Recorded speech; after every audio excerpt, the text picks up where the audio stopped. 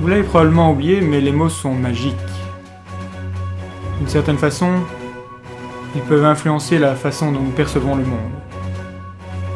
Ce gentil petit chien peut tout d'un coup nous apparaître comme étant méchant, simplement avec une pancarte et quelques mots. Cependant, les mots ne nous racontent pas toujours la vérité. Notre cerveau nous ment. Souvent.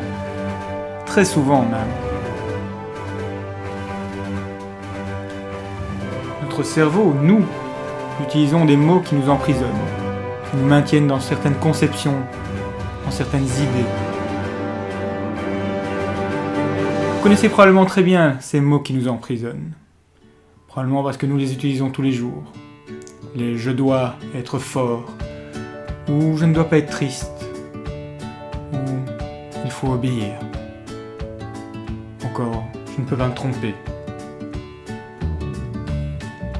Il y en a d'autres, c'est toujours la même chose, ou je ne serai jamais heureux, ou il est impossible d'y arriver. Ce mot vous rappelle quelque chose? Ou encore ce qui m'arrive c'est juste ou c'est injuste. D'une certaine façon, c'est bien de faire passer les autres avant moi, ou c'est vraiment mal de se faire du bien. N'oublions pas aussi tout le monde préfère les blondes. Ou encore, personne ne s'intéresse à ce que je fais. Ou encore, j'ai vraiment envie de lui parler, mais je n'oserai jamais. Ces mots, ces phrases reviennent souvent. Nous pouvons écouter ces pensées, ou pas. C'est notre choix. Bien sûr, peut-être qu'elles nous racontent la vérité, ces pensées. Peut-être il faut toujours croire qu'on ne peut pas faire autrement. Personne n'y arrive, c'est impossible. Peut-être pas.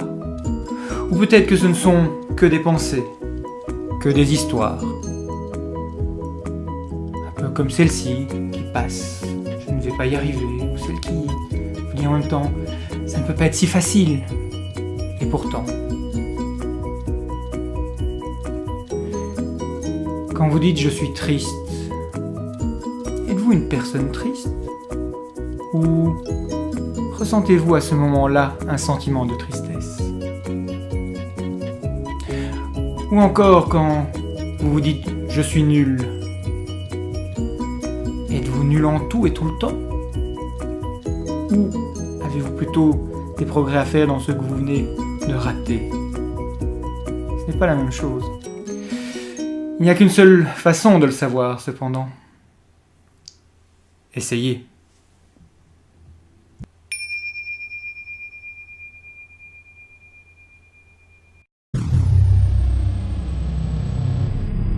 Voilà, donc une fois que l'enfant a réussi à développer un contrôle suffisant de son corps et qu'il a pu développer un vocabulaire très simple, comme caca, pipi, maman, doudou, soif, en gros un vocabulaire très pratique qui découle de ses expériences directes, il va petit à petit être exposé par le langage à des concepts de plus en plus complexes, comme amour par exemple, qui a déjà une définition différente selon la situation ou la personne qui l'emploie.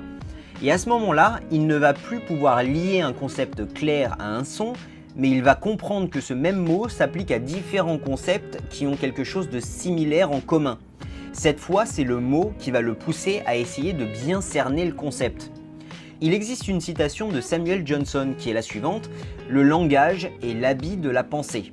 Mais pour ce dernier exemple, c'est comme si la pensée allait prendre forme de l'habit, et pas le contraire.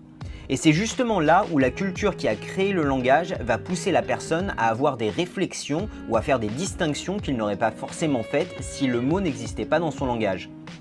Parce qu'il faut souligner le fait que les mots que nous utilisons ne sont pas les nôtres. Je n'ai personnellement pas inventé ce langage. Les mots que j'utilise aujourd'hui pour communiquer mes réflexions avec vous sont des mots qui ont été développés par les habitants du bout de terre qu'on appelle aujourd'hui la France. Et les mots du langage français ont été créés par ces gens pour faire face à des problèmes rencontrés sur notre terre, que ce soit des problèmes physiques ou sociaux. C'est-à-dire que certains de nos mots sont propres à la culture du terrain. Il existe d'ailleurs l'exemple classique du dialecte inuit parlé dans la région Nunavik du Canada qui a au moins 53 mots pour décrire la neige. Et s'ils utilisent tous ces mots, c'est certainement que c'est très important pour eux de pouvoir faire la différence entre toutes ces sortes de neige. Mais le langage qu'on utilise ne nous sert pas seulement à faire des distinctions entre différentes choses similaires. Le langage peut littéralement influencer nos capacités. Il existe un groupe d'aborigènes du nord de l'Australie par exemple qui n'utilisent pas les mots droite, gauche, devant ou derrière pour se situer dans l'espace. Ils utilisent les points cardinaux. Ils ne diront donc pas « tu me passerais le ciel à ta gauche s'il te plaît ?» mais plutôt « tu me passerais le ciel qui est au nord-nord-ouest s'il te plaît ?» C'est-à-dire que pour se situer dans l'espace, ils utilisent des points de référence absolus plutôt que le point de vue de l'observateur. Attends, Simon, t'as un bout de pomme de terre sur ta joue sud-ouest. Oh. Merci. Le résultat est que pour les membres de ces tribus, il est essentiel de savoir constamment où ils se trouvent par rapport aux points cardinaux pour pouvoir parler leur langue correctement. Et c'est-à-dire que le langage qu'ils utilisent leur donne des capacités d'orientation souvent considérées comme surhumaines. Ils arrivent littéralement à garder le nord constamment, même sur des terrains inconnus et même à l'intérieur de bâtiments dans lesquels ils n'étaient jamais allés.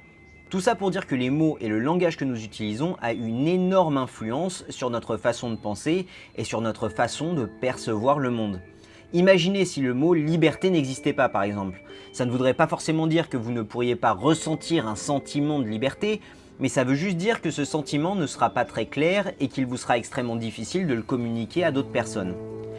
Et donc maintenant vous pouvez certainement mieux comprendre comment en interdisant des mots ou en les remplaçant par des mots plus corrects entre guillemets, nous pouvons empêcher certaines idéologies dérangeantes de gagner trop de terrain.